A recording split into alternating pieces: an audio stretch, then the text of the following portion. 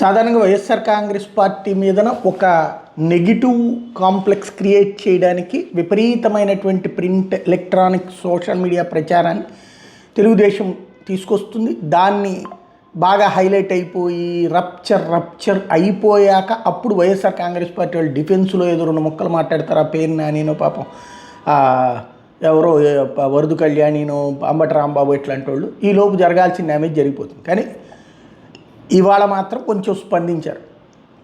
ఇదివరకు ఆ మధ్యన బాలకృష్ణ సినిమా దానికి మేకల్ని బలిచ్చి తలలు ఏలాడదీశారు. తర్వాత ఓజీ సినిమా అప్పుడు కొన్ని కత్తులు చూపించారు అక్కడ.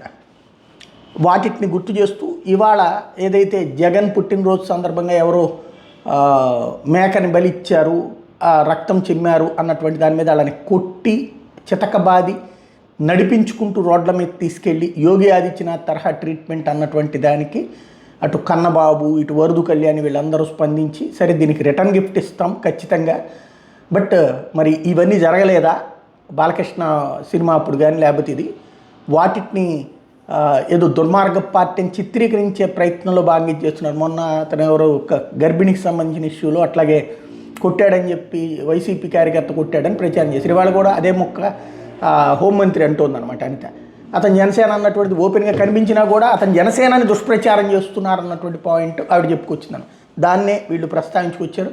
ఓవరాల్గా వైసీపీని నెగిటివ్ క్యాంపెయిన్ పూర్తయిపోయాక కాకుండా ప్రారంభ దశలో స్పందించారు. మరి పబ్లిక్ ఎలా అర్థం చేసుకుంటారంటే వైసీపీ అభిమానులు అయితే దుష్ప్రచారం అంటారు తమ మీద, తెలుగుదేశం అభిమానులు అయితే కరెక్ట్ కొట్టారా మనోడు అన్నటువంటి పాయింట్ తీసుకెళ్తారు.